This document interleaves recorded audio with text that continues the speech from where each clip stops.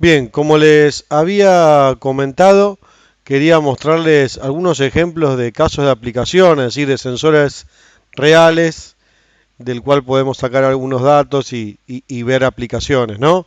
O sea, diferentes versiones de lo mismo para que no quede en que el sensor es de un tipo o del otro, sino que más allá de eso, qué características técnicas puede tener, ¿no? Entonces, bien, vamos a avanzar. Les voy a mostrar acá, eh, en primer lugar, este sensor, ¿sí? Dice sensores de proximidad para aplicaciones estándar. Esto que vemos acá, esta sigla, es una sigla propia de la marca, digamos, ¿no? Cada marca tendrá la suya. En este caso, bueno, yo les muestro los componentes de Festo, ¿no? Entonces, pero este sensor, el SMT8MA, es un sensor que lo vamos a usar para detectar, por ejemplo, la posición de un pistón, digamos, ¿no? O sea, la posición de un émbolo. Y este sensor, digamos, ya no trabaja por efecto read, sino que es un sensor más bien electrónico, es decir, ya los de efecto read son superados por estos sensores, digamos, ¿no? Que son conocidos como de estado sólido. Básicamente es electrónica, ¿sí? Sin entrar en más detalle, digamos, pero la forma de detectar ya no es read, sino que son electrónicos. Y fíjense todo lo que tiene este sensor, ¿no? Tiene todo este tipo de salidas, básicamente todas, ¿no? Se puede usar como PNP, NPN, normalmente abierto, normalmente cerrado, todo eso es ajustable. O sea, hay que fijarse dentro de esta familia de sensores cuál podés elegir, digamos, ¿no? El que vos necesites, ¿sí? Después además también ver esto, interesante, qué rango de temperaturas, ¿no? Desde menos 40 hasta más 85 grados centígrados, porque claro, es electrónica, ¿no? No va a ser inmune a la temperatura. Después acá los grados de IP, de protección, o sea, ahí me puedo imaginar para qué ambiente, si este 69K, básicamente en cualquier ambiente industrial casi normal, de los que podemos tener acá en alimenticios, bueno, todo esto va perfecto. Y eso que dice ahí norma ATEX, ese ATEX que está acá abajo, tiene que ver con que es también garantizado para ambientes explosivos, ¿sí? O sea que yo podría usar este sensor en una manufactura que tenga algún producto que sea explosivo. Como les decía acá, son de estado sólido, ya no es un efecto read, o sea, un contacto, sino que es un arreglo electrónico para que funcione. El cable, los tipos de conectores M8, M12, sería cómo conecta, ¿sí? Se puede pedir un cable hasta de 30 metros. ¿Dónde se coloca? Esto se coloca en la ranura del pistón y en realidad ya se va menos elemento de sujeción. Simplemente con ajustar acá, ya con eso queda ajustado contra el actuador. Por eso acá dice, este sensor está atornillado, no sujeto con abrazaderas, que es la forma generalmente que usan los sensores tipo RID. Vale decir que esto es como la evolución de esos sensores, ¿no? En cierta forma. Después tiene LED de indicación. Y nada, simplemente es muy... para tener una idea, ¿no? De otro tipo de sensores o ya una aplicación. O sea que yo para un actuador neumático podría utilizar este para saber si me sirve, digamos, cómo es la posición, en qué lado está, etcétera, ¿no? Estos van a medir que esté o no esté el émbolo abajo. Después vamos a ver unos que pueden medir la carrera. Algo similar, ¿sí? Algo similar, pero para sensores, digamos, perdón, para actuadores que son rotativos, o sea, o sea, un actuador neumático que gira, ¿sí? Que gira. O sea, no que gira como un motor, o sea, que da vueltas, sino que, como dice acá, es un sensor que va a detectar 270 grados. Vale decir, tenés un actuador giratorio y podés poner este sensor. Acá está la sigla, digamos, ¿no? Pues yo tengo un actuador rotativo, como censo cuál es la posición de la carrera. Bueno, acá tengo una solución, este sensor es para eso, ¿sí? Estos botoncitos que ves acá son para la programación, digamos, ¿no?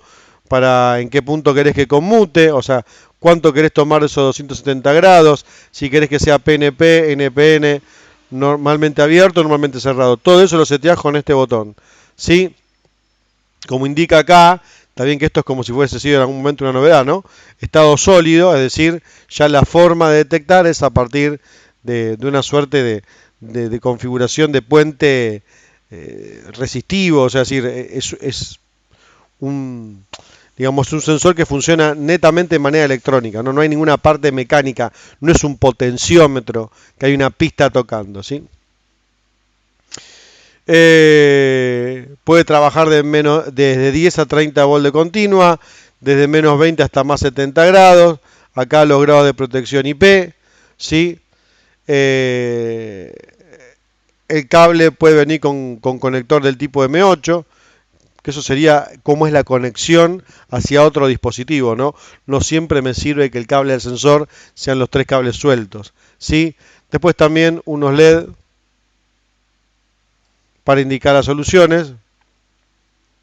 Y acá los diferentes tipos de actuadores giratorios que hay, el sensor los que abarca. O sea que fíjense que puedo tener esto para detectar un actuador lineal, esto para detectar un actuador rotativo. También un poco para contarles, digamos, cómo es que se piensa esto, porque claro, si es un sensor que es electrónico, como es el caso de este tipo de sensores, obviamente el medio ambiente los afecta. Entonces, por ejemplo, acá hay un diseño, que es este código. Fíjense que cada uno tiene su código y después dentro del código tendrá otras características, otras letras y números que pueden indicar algo. Pero, por ejemplo, el SDBT-BSW, insisto, esto es una sigla propia de la marca, en otras marcas encontrarán otra. Este es, por ejemplo, para ambiente automotriz. ¿Por qué? Porque en el ambiente automotriz hay muchos actuadores neumáticos, yo puedo utilizar estos sensores, pero, digamos, hay mucho campo eléctrico, mucho campo eléctrico de la soldadura. Y eso puede afectar la lectura del sensor. Bueno, estos están precisamente diseñados para tener esa inmunidad. Y acá, bueno, las características, ¿no? Como un poco les explicaba antes. ¿Por qué les muestro esto? Para que también está bueno explicar eso, es decir, más allá de mostrar el funcionamiento del sensor, también contar que cuando lo voy a aplicar tengo que buscar uno que, digamos, soporte las características de funcionamiento de esa situación industrial que puede ser muy distinta a otra, digamos, ¿no? Acá si pongo un sensor normal, lo más probable que por, digamos, los campos que se generan a partir de los arcos de la soldadura y el sensor falle. Entonces, acá hay un diseño especial para eso, ¿sí? O sea, dentro del rubro automotriz yo podría elegir este tipo de sensores, ¿no? O cualquier otro rubro donde sepa que hay campos eléctricos, digamos, magnéticos en el aire que pueden afectar al funcionamiento del sensor. Eso es para mostrar que existen para diferentes aplicaciones. Acá les muestro una línea que es genial realmente. Después también más adelante les voy a comentar este tema. Los SDAT, digamos, son sensores que se pueden comportar on-off, o sea que te detectan una posición o que nos pueden mostrar el rango del recorrido del sensor. Tienen este aspecto que ven acá, ¿sí? O sea que fíjense que yo podría saber, por ejemplo, en contraste contra estos, yo acá puedo saber si el actuador está atrás o está adelante, igual que este, ¿no? Si está en un extremo o el otro, o igual que este. En cambio en este puedo aprovechar para tomar la lectura y saber cuál es el recorrido, o sea, cuán abierto o cuán cerrado está ese actuador según como lo queramos ver, ¿no? Fíjense que acá dice que los rangos de detecciones de esta familia de sensores van para actuadores de 50, 80, 100, 120 y 160 milímetros. Esta sería la carrera del actuador, ¿sí? Todo cilindro que tenga una ranura en T, digamos que tenga una ranura para calzar el sensor, lo va a poder calzar, ¿sí? Muy interesante eso, ¿sí? También lo más interesante acá, que me parece, digamos, a destacar, todo esto se puede programar, ¿sí? Cómo quiero que se comporte, ¿sí? Como detector on-off o como lector de todo el recorrido, ¿sí? Y acá lo interesante también es esto que dice acá, que dice IO-Link, ¿sí? IO-Link es un protocolo, sería como linkear input-output, no es un bus de campo, es un protocolo de conexionado de entradas y salidas que ya muchas marcas, digamos, aceptan esta forma de toman este protocolo para poder, es un bus de conexiones, ¿sí? Puedo conectar sensores y actuadores. Las marcas que lo toman, bueno, obviamente, esto ya pasó a ser un estándar, y entonces yo la lectura de este sensor la puedo mandar a una entrada IO-Link de un PLC. O sea que un PLC puede tener o no entradas IO-Link. Los más nuevos ya empiezan a tener. Si el PLC tiene una entrada IO-Link, puede usar este tipo de sensores para mandarle la señal y entonces por esa entrada IO-Link lo puede usar tanto como digital como en una suerte de sensor analógico, ¿no? O sea, en la variable analógica yo puedo trabajar con 420 mA, que sería la forma tradicional, tener en el PLC una entrada analógica de 420 mA, o si tiene IO-Link, puedo mandar esto por ese bus IO-Link. Y entonces la señal analógica llega digitalizada al sensor. Es decir, al PLC. Es decir, el sensor ya manda la señal como un bus de datos. O sea, lo manda como un tren de pulso, ¿sí? Al PLC. No lo manda como una variable de corriente o de tensión. O sea que ya estos sensores procesan la información, digamos, ¿no? Esa es un poco la idea, es la nueva tendencia en lo que es la aplicación de PLCs y diferentes dispositivos de comunicación. Avanzo un slide más. Acá mostrarles, bueno, un poco más de lo mismo. Les queda el PDF para leerlo, ¿sí? Por ejemplo, lo puedo usar como sensor de proximidad o como sensor de transmisión de posición, ¿sí? Acá vemos dos diferentes aplicaciones.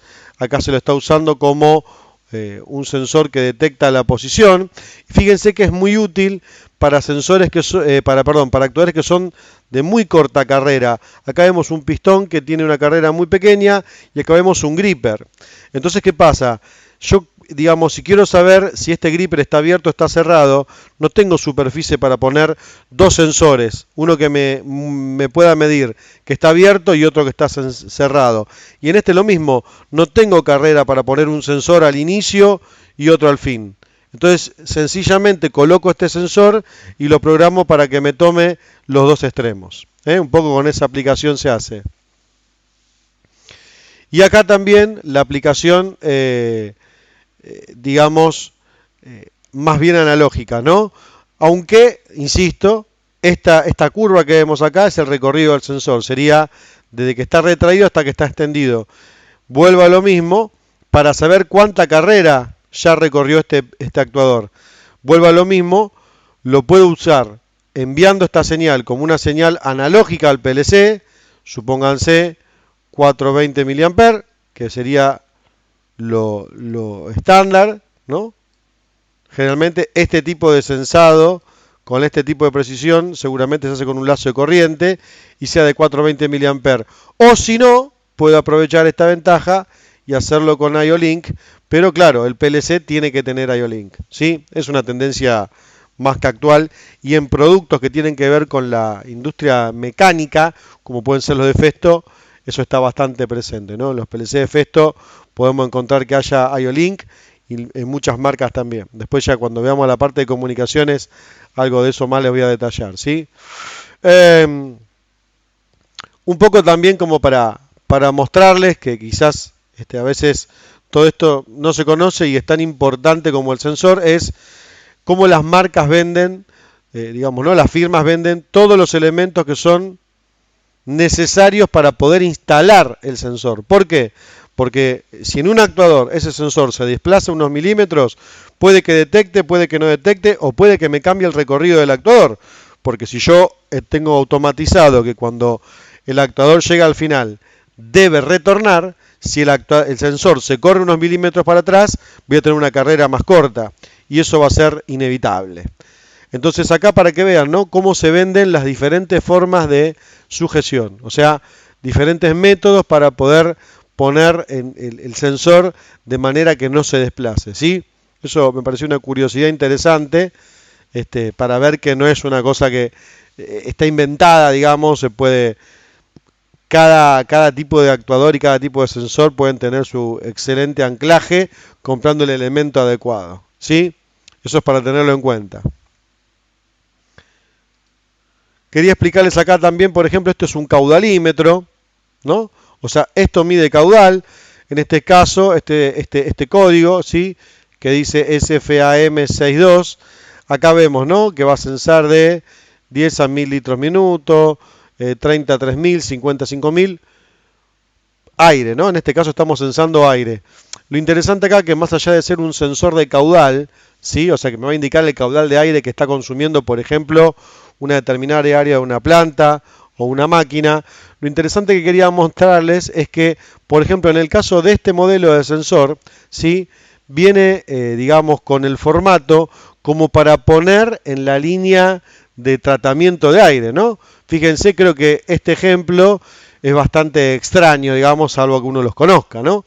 Es decir, no es solamente un sensor de caudal, sino es un sensor de caudal que se puede acoplar a todo este sistema que va a tener una apertura y cierre del sistema, va a tener un control de presión, entonces va a tener un filtro o va a tener varios filtros y también va a estar el sensor de caudal. Entonces, fíjense el montaje, este es para montarlo en la línea de lo que conocemos o lo que denominamos como FRL, aunque como les dije la otra vez, el L puede que esté que no. En cuanto al filtrado y regulación, yo puedo poner un control de presión y también un control de caudal, ¿sí? Ese caudalímetro, digamos, me va a indicar, por ejemplo, el aire que está consumiendo todo ese dispositivo. Lo interesante me parece eso, ¿no? La forma de montaje para que sepan que también existe, ¿sí? Acá, esto que dice acá, MS6 y MS9, tiene que ver con la escalabilidad dentro de lo que son las unidades de mantenimiento. Unidades de mantenimiento son, insisto, las FRL, ¿no? Entonces, lo puedo poner ahí para tomar el caudal de aire. Para ir cerrando y un poco para mostrarles otro ejemplo y simplemente por el hecho de ilustrarlos, obviamente después pueden visitar las páginas de cualquier empresa y buscar más, ¿no? Pero simplemente para mostrarles, muchas veces cuando explicamos sobre un sensor óptico de barrera, nos dicen, claro, el de barrera es para grandes distancias, ¿no? Por ejemplo, no sé, metros. Sin embargo, también acá les muestro un sensor que es de barrera, pero que es como una herradura, digamos, ¿no? O sea, es decir, tengo el emisor acá y acá tengo el receptor. Entonces, de acá al emisor al receptor va ese haz de luz, ¿no? Volviendo a lo que hablábamos cuando veíamos el tipo de sensor donde yo tengo una barrera, tengo el emisor y tengo el receptor y acá los tengo cada uno en un bloque, es una barrera. Cuando este haz de luz es interrumpido, se da la detección, ¿sí? Así que bueno, un poco también ahí para mostrarles otro ejemplo, simplemente era la idea de ilustrarles para que, digamos, tomen el hábito de más allá de qué sensor puedas tener a mano para explicar, buscar quizás alguna imagen o alguna hoja de datos que abra un poco el juego, ¿no? Porque si yo explico un sensor inductivo, pero bueno, no cualquier sensor inductivo me sirve para lo mismo con una barrera óptica o lo mismo con un caudalímetro, ¿no? A mí acá no me interesa tomar el caudal de una parte de un circuito, acá estoy tomando el caudal de todo el circuito, ¿sí? Estos sensores también pueden tener diferentes configuraciones, pueden tener diferentes tipos de salida, podrían tener una salida analógica para un PLC, etcétera, ¿no? Pero quiero decir, por ejemplo, ver este tipo de casos, ¿no? Que no deja de ser un caudalímetro, o como este caso que no deja de ser una barrera. Simplemente para ampliar la cantidad de ejemplos y ponerle como una imagen de una aplicación real a eso que uno explica de manera genérica, ¿no? O sea, se explica de manera genérica, pero después está bueno poder buscar, ¿no? Entonces ir a la hoja de datos de este componente y ahí poder ver las características de tensión, de corriente, de velocidad digamos, de detección, porque pensemos que también acá, si una pieza pasa mucho más rápido de lo que el sensor detecta, va a tener una suerte de que va a quedar nublado, va a haber una sola pieza, etcétera, ¿no? Todo eso hay que verlo en la hoja de datos. Y es una buena práctica porque, digamos, cuando uno trabaja haciendo mantenimiento en la industria, si yo detecto que este sensor se rompió, yo lo debo reemplazar. En el mejor de los casos consigo el mismo, pero la experiencia lo que indica es que uno consigue lo que consigue, ¿no? No siempre hay stock de estos componentes, no siempre todas las marcas tienen stock, no siempre los proveedores están dispuestos a venderlo por temas cambiarios, de público conocimiento. Entonces digo, terminás colocando aquello que reemplaza de la mejor manera, ¿no? Y entonces ahí lo que yo tengo que buscar es algo que tenga las mismas características que esto. Bueno, creo que eso es un muy excelente hábito para las personas que se forman como técnicos. Bueno, muchísimas gracias, agradezco su tiempo, acá damos por finalizada esta unidad, donde bueno, hablamos sobre sensores y ahora lo que nos resta es ver algunos casos de aplicación ya con PLC. Muchísimas gracias.